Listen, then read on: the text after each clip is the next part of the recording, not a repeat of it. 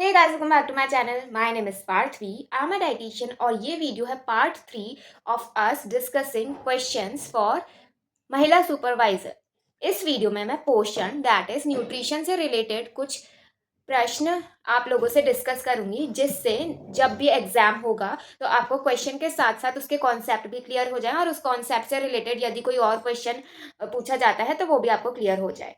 इसका मैंने part 1 and part 2 भी बनाया है। अगर आपको वीडियो देखनी है तो आप डिस्क्रिप्शन में दी गई लिंक पर क्लिक करके देख सकते हैं एंड टॉप राइट कॉर्नर पे क्लिक करके भी आपको उसकी लिंक मिल जाएगी। आज का हमारा पहला क्वेश्चन है, दैट इज हमारा 5th क्वेश्चन है कि what is defined as the intake of nutrient derived from diet which keeps nearly all people in good health. Options are calorie dense diet, protein rich diet, recommended dietary allowances, and fourth is none of these. Now पहले हम question का मतलब समझते हैं।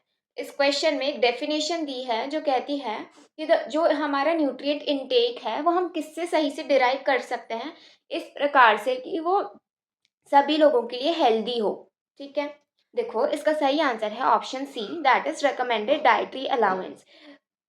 RDA इसका recommended dietary allowance इसका सही answer क्यों है? क्योंकि जो फर्स्ट ऑप्शन है ना, कैलोरी डेंस डाइट, और सेकंड ऑप्शन जो है प्रोटीन रिच डाइट, ये दोनों ऑप्शन हम स्पेशल कंडीशन में देते हैं। कैलोरी डेंस डाइट मतलब ऐसी डाइट जिसमें कैलोरीज ज़्यादा हो, जिसमें एनर्जी ज़्यादा हो। ठीक है, अब सब लोगों को हमेशा ज़्यादा एनर्जी की ज़रूरत नहीं होती, बट नॉर्मल तरीके की एनर्जी की ज़रूरत होती है। तो ये सिर्फ उन्हीं लोगों के लिए वैलिड रहेगा जिन लोगों को कुछ बल्किंग करनी है या कुछ ऐसा करना है कि उनको ज़्यादा एनर्जी की ज़रूरत है ना।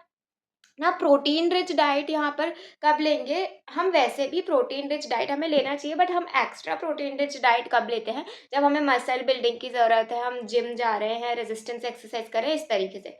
बट क्वेश्चन में देखा जाए तो क्वेश्चन में ये पूछा है which keeps nearly all people in good health, मतलब इन जनरल सारे लोगों को अच्छी हेल्थ में रखे, उसके लिए हमें क्या लेना चाहिए? तो यहाँ पर रिकमेंडेड डाइटरी अलाउंस दिया हुआ है। देखो, अब बहुत लोगों को ना नहीं पता है कि रिकमेंडेड डाइटरी अलाउंस क्या होता है। मैं बताती हूँ, इसे शॉर्ट में आरडीए कहते हैं।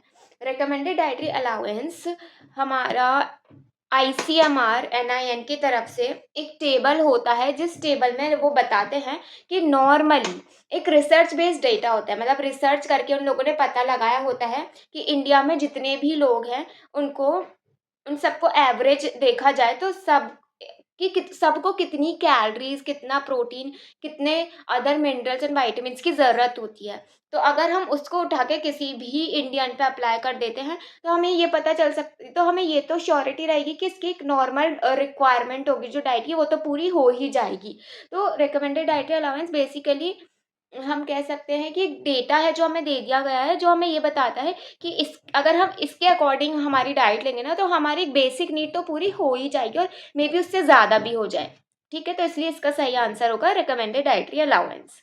सो जो ऑप्शन सी है ना, वो क्वेश्चन के अकॉर्डिंग हर व्यक्ति पर अप्लाई हो सकता है, पर जो पहले दो ऑप्शन हैं वो हम कुछ ही कंडीशंस में यूज़ करते हैं, लेकिन जो थर्ड ऑप्शन है आरडीए वो हम सारी कंडीशंस में यूज़ कर सकते हैं गिवन कि पर्सन हेल्दी हो। चलिए हम बढ़ते हैं नेक्स्ट क्वेश्चन की तरफ। जो हमारा आज का सेकंड क्वेश्चन है वो ये है, which of the following requires intrinsic factor for absorption? ठीक है, options are vitamin C, vitamin E, vitamin B 12 और फॉलिक एसिड। ठीक है, क्वेश्चन का मतलब क्या हुआ? क्वेश्चन का मतलब ये हुआ कि इनमें से कौन से पोषक तत्व हैं, इनमें से कौन से न्यूट्रिएंट्स हैं जो ऑप्शन में दिए गए हैं जिसके एब्जॉर्प्शन के लिए हमें इंट्रिंसिक फैक्टर की ज़रूरत पड़ती है।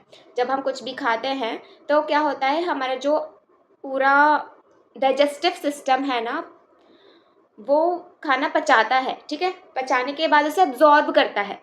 ठीक है, तो जब एब्जॉर्ब करता है ना तो कुछ तत्व, कुछ पोषक तत्व, कुछ न्यूट्रिएंट्स ऐसे होते हैं जो डायरेक्टली एब्जॉर्ब नहीं होते, उन्हें किसी ना किसी की हेल्प चाहिए होती है एब्जॉर्ब होने के लिए। तो यहाँ पर ना सही आंसर है हमारा विटामिन बी 12। विटामिन बी 12 को इंट्रिंसिक फैक्टर की ज़रूरत पड़ती है एब्जॉर्ब होने के लिए हमारे शरीर में। अब इंट्रिंसिक फैक्टर क्या होता है इसे समझते हैं। इंट्रिंसिक फैक्टर एक प्रकार का ग्लाइकोप्रोटीन होता है। ग्लाइकोप्रोटीन कहाँ से आया? ग्लाइकोप्रोटीन आया हमारे पेट से।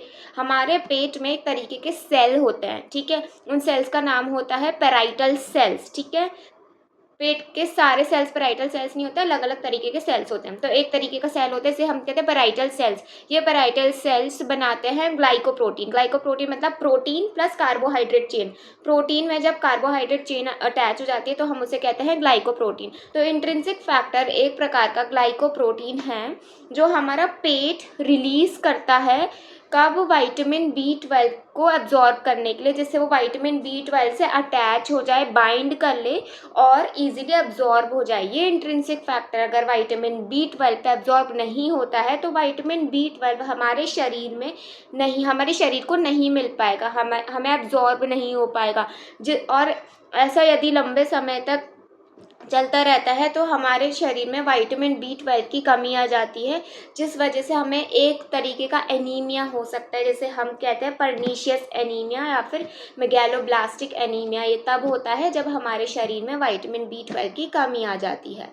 आई होप आपको समझ आया हो, क्योंकि ये वाला कॉन्सेप्ट भी बहुत इंपॉर्टेंट है, इससे रिलेटेड क्वेश्चंस भी एग्जाम में आ सकते हैं। जो बाकी 3 ऑप्शंस है वो यहाँ पर सही इसलिए नहीं है क्योंकि उनके एब्जॉर्प्शन के लिए इंट्रिंसिक फैक्टर की ज़रूरत नहीं है। Now let's jump on to the next question. So next question ये कहता है कि patient suffering from ulcer should avoid, options are smoking, alcohol, coffee and fourth is all of the above. तो इसका करेक्ट आंसर होगा D, all of the above. Question का मतलब है कि जो लोग या फिर जो पेशेंट अल्सर से सफ़र कर रहे हैं, जिनको अल्सर है, उनको इनमें से क्या चीज़ अवॉइड करनी चाहिए, या उनको स्मोकिंग, अल्कोहल या कॉफ़ी में से क्या अवॉइड करना चाहिए। तो इसका राइट आंसर है कि इनको ये तीनों चीज़ें अवॉइड करना चाहिए। क्यों? क्योंकि ये तीनों ही चीज़ें आपका स्टमक एसिड बढ़ाती हैं, वहाँ पर इरिटेशन कॉज करती हैं, और जो आपकी लाइनिंग है जो आपको एसिड से प्रोटेक्ट करके रखती है उसे डिप्लीट करती हैं कहीं ना कहीं। तो all these things are a little harmful.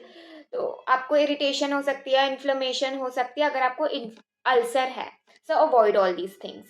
Now jumping on to the next question which is, in addition to megaloblastic anemia, inadequate folate intake is associated with, options are poor pregnancy outcome, B good pregnancy outcome, C healthy outcomes and D none of these। देखो इसका सही answer होगा option A, that is poor pregnancy outcome. अब इस question को और इसके concept को समझने के लिए हमें सबसे पहले ये समझना पड़ेगा कि मेगैलोब्लास्टिक एनीमिया होता क्या है। कि अब आप थोड़ा सा कंफ्यूज हो गए होगे, क्यों? बिकॉज थोड़ी देर पहले हमने देखा था कि विटामिन B12 के केस में मेगैलोब्लास्टिक एनीमिया हो रहा था और यहाँ पर तो शब्द फोलेट का यूज कर दिया गया है। तो देखते हैं कि मेगैलोब्लास्टिक एनीमिया होता क्या है। मेगैलोब्लास्टिक 2 शब्दों से मिलकर बना है, मेगैलो एंड ब्लास्टिक। मेगैलो मीन्स बड़ा, जो भी चीज़ बड़ी होती है साइज में उसे हम कह रहे हैं मेगैलो। एंड ब्लास्टिक मीन ऐसा सेल जो इमेच्योर है या फिर डेवलपिंग सेल है, अभी पूरा डेवलप नहीं हुआ है। तो जब भी हमारे रेड ब्लड सेल्स बड़े साइज के होते हैं और इमेच्योर होते हैं, मतलब हमारे जो खून है उसमें जो रेड ब्लड सेल्स होते हैं वो ऐसे प्रोड्यूस हो रहे हैं, ऐसे पैदा हो रहे हैं कि वो बहुत बड़े साइज के पैदा हो रहे हैं, प्रोड्यूस हो रहे हैं, एंड वो इमेच्योर है, पूरे तरीके से डेवलप नहीं हुए, तो हम उसे कह देंगे मेगैलोब्लास्टिक एनीमिया। अब ये एनीमिया में क्यों काउंट हो रहा है? क्योंकि अब वो पूरी तरीके से डेवलप नहीं हुआ है तो सही से फंक्शन नहीं परफॉर्म कर पाएगा, कॉजिंग एनीमिया। ओके, अब ये जो मेगैलोब्लास्टिक एनीमिया है ना, इसके दो कॉजेज होते हैं, ठीक है। एक तो ये होता है विटामिन B12 की कमी से, एंड दूसरा ये होता है विटामिन B9 की कमी से, जिसे हम फॉलिक एसिड या फॉलेट भी कहते हैं। तो जो आपने पहले पढ़ा था वो भी सही था, और अब आप ये पढ़ रहे हैं वो भी सही है। अब पूरा क्वेश्चन पढ़ते हैं वापस। In addition to megaloblastic anaemia, inadequate folate intake is associated with, मतलब ये कह रहे हैं कि जब आपके शरीर में फोलेट की डेफिशिएंसी हो जाती है तब मेगैलोब्लास्टिक एनीमिया तो होता ही है, पर फोलेट की कमी की वजह से और क्या क्या हो सकता है। तो इन तीनों ऑप्शंस में से सही आंसर है पुअर प्रेगनेंसी आउटकम। मतलब यदि आप प्रेग्नेंट वुमेन हैं, आपकी प्रेगनेंसी वाली स्टेज चल रही है और उस समय अगर आपको फॉलिक एसिड की कमी हो जाती है तो उस वजह से आपकी जो प्रेगनेंसी की कंडीशन है ना वो वर्स हो सकती है, वो ख़राब हो सकती है, आपका बेबी प्रीमैच्योर पैदा हो सकता है या बहुत ज़्यादा आपको कॉम्प्लिकेशंस हो सकती हैं। तो आपको अपनी डाइट में फॉलिक एसिड का ध्यान रखना बहुत इम्पॉर्टेंट है। अगर आप प्रेग्नेंट हैं तब भी और आप प्रेग्नेंट नहीं हैं तब भी। क्योंकि